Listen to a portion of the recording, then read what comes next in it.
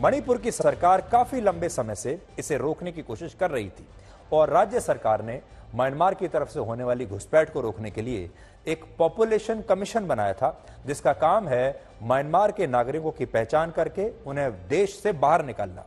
लेकिन जब से ये हिंसा शुरू हुई, तब से घुसपैठ की घटनाएं बढ़ गईं और इस घुसपैठ का हिंसा से सीधे तौर पर एक कनेक्शन दिखाई देता है। ये ठीक ऐसा ही है जैसे म्यांमार के लोग हिंसा करने वाले कुकी विद्रोही संगठनों का समर्थन कर रहे हैं और बदले में उन्हें भारत में शरण मिल रही है। सबसे चिंताजनक बात यह है कि एक तरफ म्यांमार के लोग घुसपैठ करके मणिपुर में आ रहे हैं और दूसरी तरफ मणिपुर के लोग पलायन करके मिजोरम राज्य में शरण ले रहे हैं, और यह स्थिति असल में मिजोरम के लिए भी अच्छी बिल्कुल नहीं है। मिजोरम में पहले से ही म्यांमार के 35,000 लोग शरण ले चुके हैं और बांग्लादेश की तरफ से भी चिन कुकी जनजातीय समूह के लोग मिजोरम में घुसपैठ कर रहे हैं। कुल मिलाकर कहें तो मणिपुर की हिंसा के एक नहीं बल्कि कई पहलू हैं जो बाहर बैठे लोगों को समझ में नहीं आ रहा। हमारे विपक्षी दलों को भी ये बात समझ में नहीं आ रही और हमारे देश के बाकी हिस्सों में जो लोग हैं वो भी इस बात को नहीं समझ पा रहे हैं कि ये मामला कितना उलझा हुआ है, और इनमें शरणार्थियों का पहलू सबसे महत्वपूर्ण है जिसके बारे में फिलहाल कोई बात नहीं कर रहा।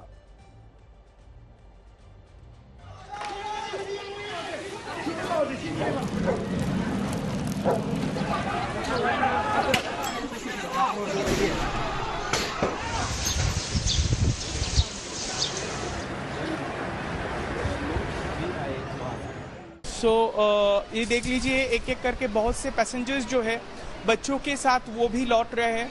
ये मणिपुर के जो फ्लाइट्स है। मैम सर, आइजॉल में सिचुएशन कैसा था? सब ठीक था? ठीक है, आइजॉल में कुछ प्रॉब्लम नहीं है। आज तो मास रैली है। वही उसके लिए हम उधर से आ रहे थे। क्यों, यानी क्या लगा कि वहाँ पर कोई आशंकाएं थी कि आप वहाँ से निकल आए? हम तो उस दिन जो एक नोटिस आ रहा था, हाँ, उसकी वजह से हम थोड़ा डर गया ना, इसलिए हम निकल गया। लेकिन किसी ने क्या कुछ कहा कि आपको चले जाना चाहिए या फिर किसी ने किसी को नहीं बता दिया? क्या लगा? अभी भी कई सारे मणिपुर के लोग वहाँ पर फंसे हुए हैं। हाँ, कुछ से लोग हैं।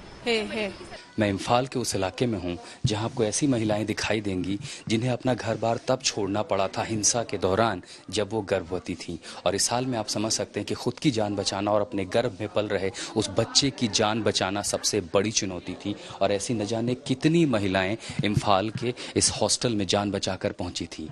लगभग 21 मई से लेकर के 21 जुलाई के बीच, यानी सिर्फ 60 दिनों में इस यूथ हॉस्टल में जहाँ इन महिलाओं को शरण दी गई है, यहाँ पर 32 बच्चे पैदा हुए हैं।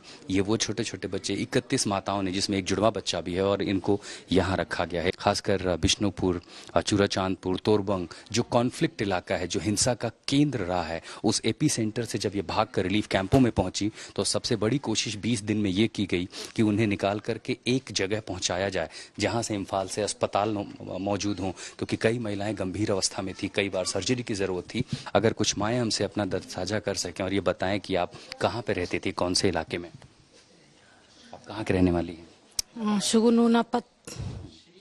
कौन से जिले में पड़ता है? चूराचांदपुर के आसपास? बिशनपुर। जब आप लोग चले थे कितनी औरतें थी आपके साथ में?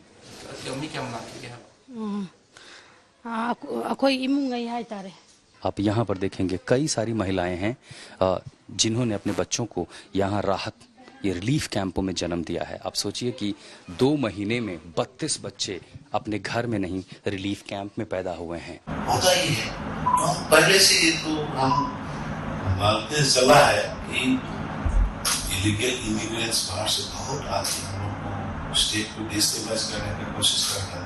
ये हम 10 साल पहले से हमने प्रेडिक्ट किया हुआ है, 1 साल पहले से भी हम प्रेडिक्ट किया हुआ है। कॉफी प्लांटेशन इतना हो रहा है, ड्रग्स स्मगलिंग इतना हो रहा है, और बाहर से इतना इलीगल इमिग्रेंट आ रहा है, तो कुछ इसको हम लोग कुछ तो होगा बोल के हम सोच रहा। वही हमने तो कॉन्स्टिट्यूशनल प्रोविजन में सब कुछ कर रहा था, लेकिन अचानक ये ऐसा ही घटना में बदल दिया। उसकी बहुत तो कुछ बातें हैं जो आपको जाननी बहुत ज़रूरी हैं और जो मणिपुर के बारे में लोगों को समझ में नहीं आ रही हैं। एक तो ये कि इस पूरी हिंसा में धर्म का एक बहुत बड़ा एंगल है। एक तरफ ईसाई धर्म के लोग हैं, दूसरी तरफ हिंदू धर्म के लोग हैं।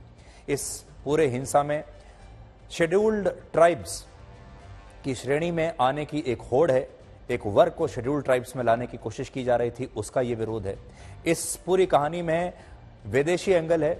यहां पर हथियारों का सिंडिकेट काम कर रहा है, ड्रग्स का सिंडिकेट काम कर रहा है, और म्यांमार से जो घुसपैठ हो रही है उसका भी एक बहुत बड़ा रोल है। न सिर्फ मणिपुर बल्कि जो आसपास के दूसरे राज्य हैं वो भी खतरे में आ सकते हैं।